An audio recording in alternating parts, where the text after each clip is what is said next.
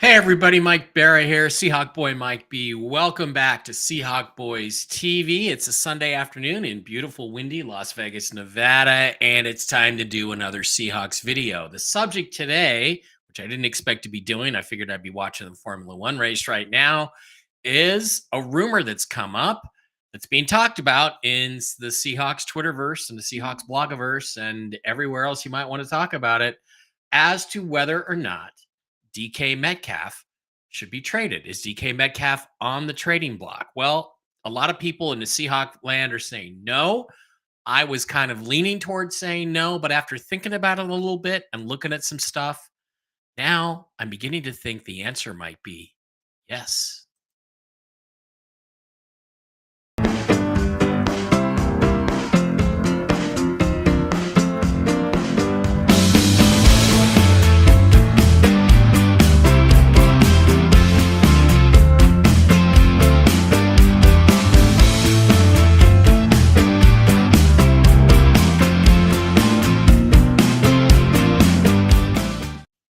All right, everybody, welcome back to Seahawk Boys TV. I am Seahawk Boy Mike with you on a Sunday afternoon, May the 5th, Cinco de Mayo. May the 4th be with you, and Revenge of the 5th is today. So Revenge of the 5th for all you geeky Star Wars fans like Seahawks Brandon Nelson. Okay, so I wanted to address this because he put out a video, Nelson put out a video yesterday, which, like most of his videos, at least my impression after watching it once, is that once again, I don't think this guy knows what he's talking about, and it's pretty weird. But the whole thing came up over the question of whether or not DK Metcalf is or should be on the trading block, and his position was pretty straightforward.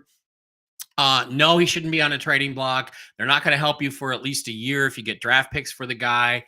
And the best you're gonna do is he wouldn't do it unless there were 2 first-round picks involved. Well, we're going to discuss the fact that you're not going to get multiple first-round picks for DK Metcalf. Okay. Now, I love DK Metcalf. I think he's one of the top 3 to 5 receivers in the NFL, and I don't see any significant difference in physical ability between him and whoever's considered number one. A lot of people think Justin Jefferson is number one. That's mostly because he kicks ass in fantasy leagues, because Kirk Cousins was throwing the ball all over the place, and he caught a lot of those balls for a lot of yards, which, by the way, don't win football games. But Seahawks have played the Vikings twice since Justin Jefferson went there. I don't remember him making a play against us. And honestly, I've never seen him make a big play in the fourth quarter. There are people who assure me that he can, but I've never seen it. So again, I think you're in a situation where guys like Jefferson are super overrated. Hi, Myrtle Mayhem. How you doing? I got 6 viewers and 1 commenter. I like that. Anyway, guys, I think DK's a great player. However, we have to face some realities about him, which we'll discuss we'll discuss this in a little bit. This whole thing started with the Standard, which is a Pittsburgh Steelers Twitter sphere page, and he posted this on May 1st, and the statement is the Steelers contacted the Seahawks about a potential trade for wide receiver DK Metcalf. They weren't turned down, but were told, that's no apostrophe there, but we're told a deal wouldn't be considered until after June 1st. What are your thoughts? Would you like to see Metcalf in the black and gold? Per Benjamin Albright. This is fake news for a second or less. Absolutely. Yeah. You crazy. So that's the story, and that's what he addressed. And so why don't we just go over and watch a little bit of what Seahawks Brandon Nelson had to say yesterday. Let's play it and hope we can hear the audio from my speakers. Metcalf now saves basically no money. If you trade him now, you're taking on $23 million dead, which is only $1.5 million less than the $24.5 million he is due. So that's not really doing anything for anybody. So that's why you can see the team is saying we're not doing anything until after June 1st. Now, if you do it after June 1st, that dead cap hit gets split across 2 off seasons. You have $11.5 million dead this year, meaning you're saving 13 million, which is a lot. That would actually get you under the cap and allow you to afford all your rookies and your practice squad. But you then have to deal with another 11.5 million in 2025. So the money doesn't disappear, it just gets spread out across 2 years. So that's obviously more palatable. That's at least worthy of some level of conversation. Like trading Metcalf pre June 1st is just completely it's completely insane. It doesn't make any sense. You're giving away a player to save basically no money. You're going to pay the player basically the full amount of money you were going to pay him anyway to play on another team. That doesn't make any dang sense. Now, post June 1st is better, but consider that at this point in the offseason, that cap space will only do you so much. It's not like you're freeing up cap space before free agency starts and you can go out and spend a bunch of money now. Most of the players that you would want are gone. So you just have to deal with the stuff you already have. So it's not like doing this is going to allow you to go spend a bunch of money that you otherwise would not have had. You are going to be able to afford things easier, but there are other ways to accomplish that. That's what I always try to say here. If you need to clear a little bit of cap space to be able to pay your rookies and pay your practice squad, there are many other ways to handle that don't involve trading one of your best young players. So I'm still not really hearing that as being a viable solution. Now,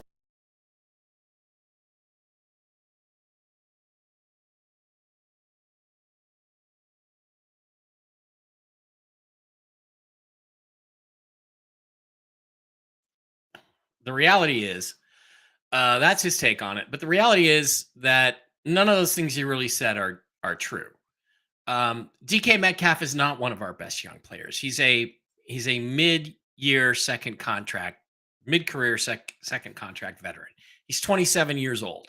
And as amazingly fast as he is, he's going to be 28 this next season. And then he's going to be 29, and he's going to have to get paid next year. The most recent contract by Amon-Ra St. Brown was in the range of what, 30 million a year on average. So you're going to have to raise DK's pay to 30 million per year to keep him around. On top of that, you don't have a quarterback that can consistently get him the ball. If we had a great quarterback on this team, if we had a Patrick Mahomes or a Joe Burrow or a Justin Herbert or even a Brock Purdy who could fling the ball all over the place, and we had an offensive-minded coach who would work on ways to get DK the ball, DK would be probably the most explosive receiver in the NFL. He certainly would be in the top 3 to 5. And a lot of times people now just talk about him in the top 20, mostly because of East Coast bias against West Coast players and the fact that he just doesn't get that many targets as he would in other systems. In Pete Carroll's system, there were games when DK barely touched the ball. Oh, well, they took that away from us.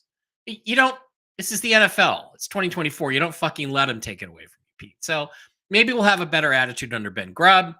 Maybe they'll get the ball to DK more, but I think the problem is at the quarterback position. As I have told you before, it's that we've got Geno Smith, who's on the decline at 34 years old, and Sam Howell, who's not really done anything yet in the NFL except lead the NFL in interceptions. So what we're worried about and what we're dealing with is how much are we going to get out of this guy? And we're going to have to sign him to a new contract either this year or next year. Now you can say, okay, well, we can sign him to a new contract this year and spread out the signing bonus and spread out the roster bonuses and all that crap. And we can get more cap space. But is it enough? And the answer is no. We're going to have to do some other things. Now, you'd have to do some things like cut or trade or something along those lines with Draymond Jones. Nobody is going to take Draymond Jones' current contract with his level of performance last year. You can forget that. There's no trade. You're going to have to cut him. And then you don't have Draymond Jones and you just replace him with Byron Murphy. So it's a wash. So you haven't done anything to improve your team. So does it make any sense to trade a 27, going to be 28-year-old player in the late prime? He's entering the late prime of his career this year. Okay. After 29, the odds are that DK will start to decline. And, given that, what should we do? Should we seriously consider this? Now, I'm going to tell you something else. You know who's behind this rumor? I'll tell you who's behind this rumor. It's a guy who used to wear number 3 for the Seattle Seahawks, who's now wearing number 3 for the Pittsburgh Steelers. And you know he's in their ear saying, "Get me DK, get me DK, get me DK, get me DK." You know he's doing that, and that's where this rumor is coming from. And people say, "Okay, well, this story is baloney." I don't think it's baloney. Because if it was BS, if it wasn't true, you wouldn't have the part in there about, "Well, get back to us after June 1st." You would just hear a rumor, "Well,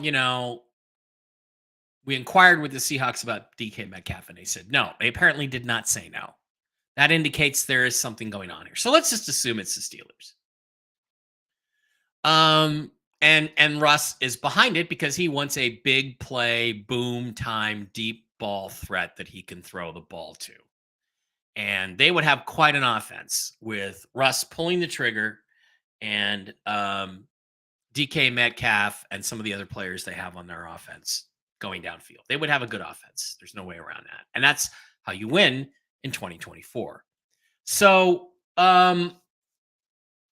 let's look at the salary cap implications, because he implied that, "Oh, well, you're going to have all this dead money and you're not going to be able to spend any money and yada, yada, yada." But that's, again, not really true. And dead money has got to be the most overrated thing in football. Okay, so let's look at the Seahawks' current salary cap situation. Let me reload it here. Right now for 2024, we are 400,000, give or take, over the salary cap. Okay, we are over the cap right now because we just signed Byron Murphy to his rookie contract. In 2025, as things currently stand, we are $663,000 over the cap. We are over the cap for the next 2 seasons. Our number one cap hit right now is Geno Smith, who, again, if I was running the team, would not be on the team, but that's just me. And DK Metcalf, age 27, 5 years, going into his 6th, 7th, and 8th years. Those are DK's best years. After the 8 years, he's not going to be around. So you either have to give him a new deal or you have to cut a bunch of other guys, because right now you need about 12 or 13 million dollars to sign the rest of your draft picks, account for practice squad and injured reserve. Now, every year the Seahawks use this, "Oh, well, we have to account for the injured reserve. We don't really have that much cap space. We have to account for injured reserve." It was just a way for Pete Carroll and John Schneider to avoid being pressured to actually do something in free agency. This year they did. They went and signed. They did what I've been advocating for years. They signed some solid NFL bodies to their need spots. Linebacker, safety, 2 linebackers, 2 safeties, to the point that you didn't really desperately need to draft anybody there. So, but that's left them over the cap. So how do you solve the cap problem? Well, you can't get rid of Geno Smith because you didn't draft Spencer Rattler. Had you drafted Spencer Rattler with either of your 2 4th-round picks, 118 and 121, or 136, the first pick in the 5th round, then you could say, "Okay, we're going to go with Sam Howell, who we're so happy with, who we like so much. We're just going to go with him and Rattler at quarterback, and we're not going to keep Geno," which the time to do that would be before they paid him a bonus. But that's not in the works, and you couldn't even get a 6-pack of beer for Geno at this point, with 34 years old and a $24 million cap number, $26 million cap number. But what happens if you cut DK Metcalf? Well, if you cut him, you go even further into debt in the cap. Now you're $3,893,000 over the cap. So you're not going to do that. What you can do is you can trade him. And if you trade him pre-6-1, you're saving $9.5 million under the cap, which gives you maybe reasonably close to the amount you need to do all that other business, but it leaves you with no space. However, what the Seahawks apparently told the Steelers is, "Come back to us after June 1st. So we will trade him post June 1. Well, when you do that, you get $16.6 million in cap space, which is not only enough to pay off your rookie class, all the rookie salaries and injury reserve and all that stuff, you have some money you could go spend on veterans. You could make a trade around the trade deadline, bring somebody in, or you could acquire other veterans that haven't been signed yet. Now, Seahawks Brandon Nelson makes such a big deal out of the dead cap money. Here's the dead cap money up above. It's the number 7.5 million. They say it's 7.5 million. Um, Spotrac, which I do not use because first of all, I don't use it because why didn't you call it Sport Track instead of Spotrac? Doesn't make any sense. They say 11.5 million. And then you pay 11.5 million next year because if you go into 2025, you've still got dead cap for DK Metcalf. He's still on the books. But Seahawks retard Nelson doesn't seem to understand that this isn't money that you pay. When you trade a player, the other team assumes his entire contract, the remainder of his contract. And I don't know. Let's click on again. They're having some issues with going to the contract page, at least on this browser. So they would simply pick up what's left, and it's going to be a smaller number than that. His cap number with somebody else is going to be less than that. It's going to be 24.5 million, I think, minus the dead money, which is either 11.5 or 7.5, depending on who you trust. So it would make a lot of sense in 2024 because with this one act, you could pay off everything you need to pay off, all your debts, as such as they are, your rookie cap, and all the other nonsense that they always talk about. But one thing, and here's the thing: that dead money, that's not money you spend. You don't have. It's just on the books. It's on the books for this year, and it's on the books for next year. It just means that your cap is 7.5 million less in 2025 than it would have been if you didn't trade him. And some people are like, well, you can't have that much dead money. You can't have dead money. That's money you can't spend. Dude, you don't have any money to spend. You don't have any money to spend in 2024 to even sign your own draft picks. You don't have any money to spend in 2025 without gutting the roster, which I think maybe is what they should do anyway. They should do it. But anyway, but look what happens up here on the numbers under cap space under 2024 and 2025. Look what happens when you trade DK post 6-1 in 2025. Remember, you're almost $663,000 in the hole in 2025 if you keep DK on the roster, if you don't give him a new deal, which is going to be wildly expensive. What happens is you save almost 17 million in cap space this year, at least according to Over the Cap. Spotrac may have different numbers, but they're similar. And you go from 663,000 in the hole, 21.337 million in the black for 2025. So from a financial standpoint, it makes total sense to trade DK Metcalf right now, post June 1. The dead money is irrelevant. Dead money doesn't matter. The only thing that matters is cap space. If you don't trade him, you don't have any dead money. But if you do trade him, gosh, you have what, 21, 22 million in dead space, dead cap space, but you also have 21 million to spend and 16 million to spend.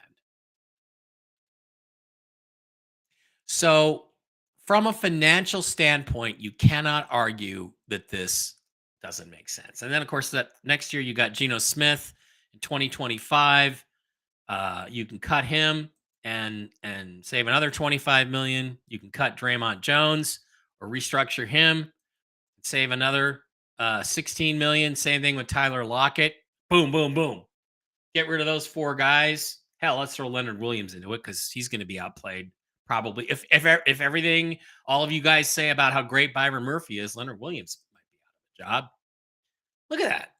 I just went to $92.3 million in cap space. And I would have whatever draft picks I'm able to acquire in the DK Metcalf trade. to restructure this roster. Now, you say, who's going to catch the ball? Well, isn't that what you drafted Jackson Smith-Njigba for? I think if they were really seriously thinking about this, they would have drafted a wide receiver in this draft, and they didn't. The guy I would have taken, it's up on my Twitter X, Seahawk Boy Mike Barra. The guy I would have taken was Brendan Rice. Could have taken him in the 7th round. Again, here's my Twitter X, Seahawk Boy Mike Barra. I have 1,000 posts already? That can't be right. Really? Wow. That's awesome. There I am doing the broadcast right now. So there's no question that you save massive amounts of money if you, in fact, trade DK Metcalf post June 1. That's money you can go out and acquire other players at other positions with. That's money you can spend on, I don't know, free agent quarterback. You can, if Sam Howell balls out, you can give him an extension, small extension, because 1 year is not enough to base a big extension on. You could go after DK. You could go after Dak Prescott. You could go after Dak Prescott with that money that you're going to save next year. That's a hell of a lot of money.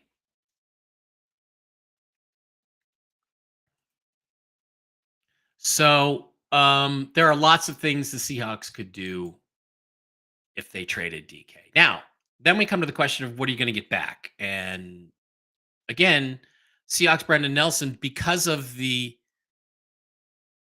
dead money,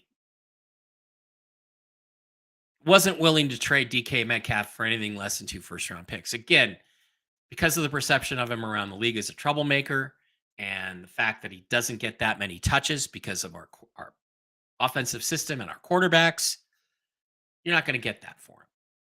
But if you look at the comps for DK Metcalf, let's look at a couple of comps for him. First is Marquise Brown. Marquise Brown was a first-round pick by the Baltimore Ravens, if I recall correctly, in the 2019 NFL draft. He has pretty decent numbers, 313 receptions, 3,664 yards, 28 touchdowns. He was traded in 2022 to the Arizona Cardinals. Brown and a Ravens 3rd-round pick were sent to the Cardinals in return for the 23rd overall pick in the 2022 draft. So they gave up Brown and a 3rd-round pick and got a 1st-round pick back. He's now signed with the Kansas City Chiefs. A.J. Brown, who is his college teammate, DK's college teammate, is now with the Eagles, and 379 receptions, 5,947 yards, 42 touchdowns, 2nd-team All-Pro, 3-time Pro Bowler, blah, blah, blah, yada, yada, yada. He was traded in the 2022 draft also for the 18th overall pick. So he was traded for a 1st-round pick, and Tennessee also received a 3rd-round pick. So he went for a 1st and a 3rd. That's kind of what I'm thinking for DK Metcalf. Let's look at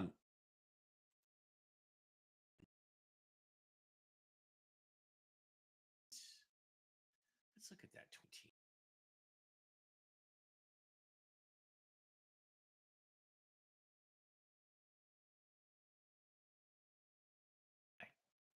I wish my things on the fly would cooperate. Well, DK Metcalf. Let's go here. Let's go through this. DK Metcalf has in his career 372 receptions, 5,332 yards, and 43 touchdowns. He's only made 2nd-team All-Pro once and Pro Bowl twice. A.J. Brown has 379 receptions, 6,000 yards, and 42 touchdowns. Very, very comparable. And Marquise Brown has 313 receptions, 3,644 yards, way fewer yards, and 28 touchdowns. And also, Deebo Samuel was in that draft. So there were some really good receivers in that draft. And I think Terry McLaurin might have been in that draft too. So DK is on a par with these guys. He's better than Marquise Brown. And he's on a par with AJ Brown, who went quite a few picks in front of him. So what are you likely to get for DK Metcalf? I think you can get a first and a third from the Steelers, hopefully both in 2025. You might have to go a first and a second, and the second is a 2026 pick, or you might end up getting a first and a third, like a first in 2025 and a third in 2026. That's just maybe the way it works out.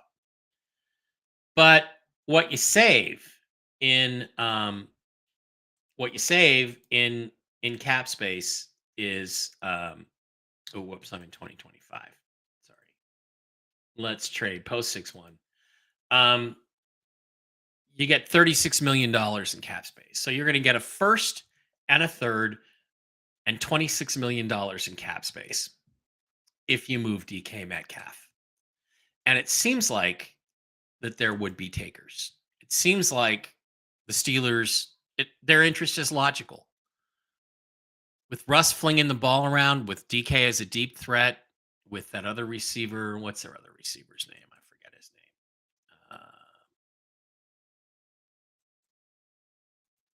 name. It's Steelers. Where are the Steelers? I know it's really scintillating watching me. God,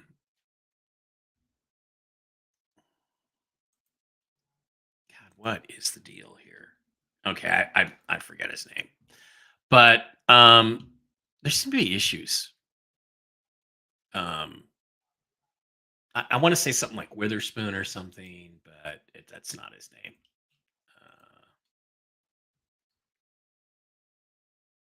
Steelers roster.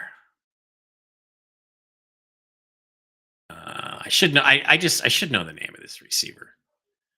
That's why it's bugging me.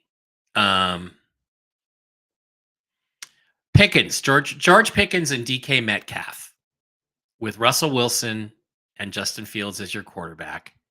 You just added Troy Fautanu, Zach Frazier, Roman Wilson, Peyton Wilson, the linebacker, Mason McCormick at guard. I think the Steelers' offense could be really good with those guys. So it makes sense why the Steelers would be willing to part with a first and a third next year.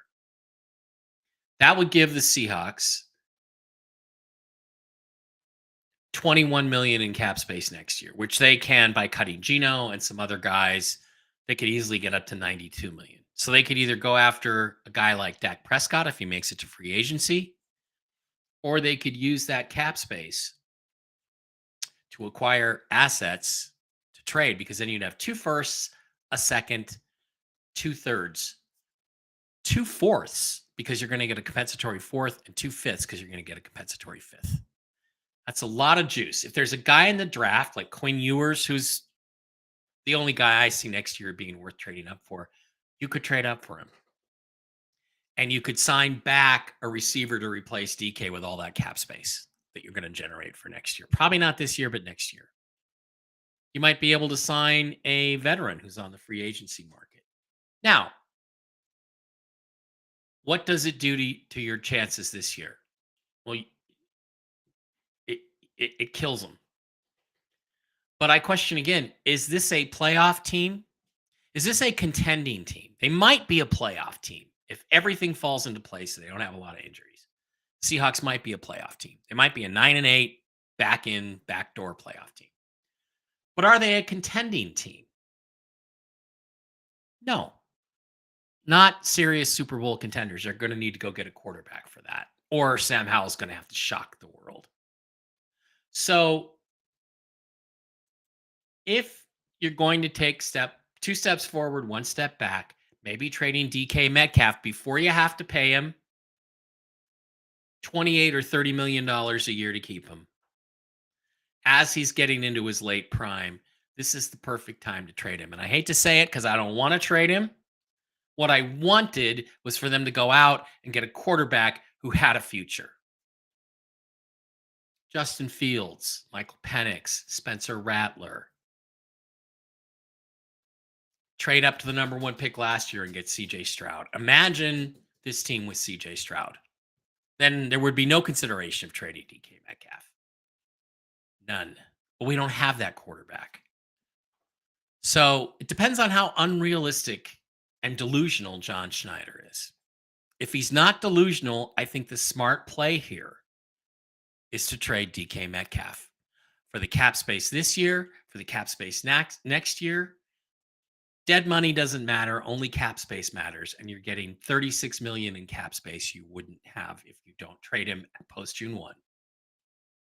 You have enough money and enough draft picks, 2 firsts, a second, 2 thirds, 2 fourths, and 2 fifths to get a quarterback in the draft or to go sign somebody like Dak if he makes it to free agency. You have all sorts of possibilities on the table, all kinds of them. Next year should be a much more interesting offseason even than this year. So to answer the question is, should they trade DK Metcalf? I think they should face the reality that they're not winning the Super Bowl this year. I think they should face the reality that they're going to have a hard time even being competitive in the NFC West. I think right now we're 3rd. We might be able to crawl ahead of the Rams into 2nd, but they're really well coached and they've added a lot of players. So if you finish 3rd in the NFC West, out of the playoffs, losing record, even if it's 8-9. Your quarterback is 34 years old. He didn't get the job done. Your young quarterback didn't really show you that much. And you're sitting there next off season looking at DK Metcalf, who wants to be paid $30 million a year. And who can blame him because he's that good? Is that a good idea? Is that something you're looking forward to? Or is that a nightmare scenario? It's a nightmare scenario. So I think the answer to the question that's raised is it time to trade DK Metcalf? Well, if you can get a first and a third in 2025 for him, at this point, I have to say, and I'm sad about this, but the answer is yes.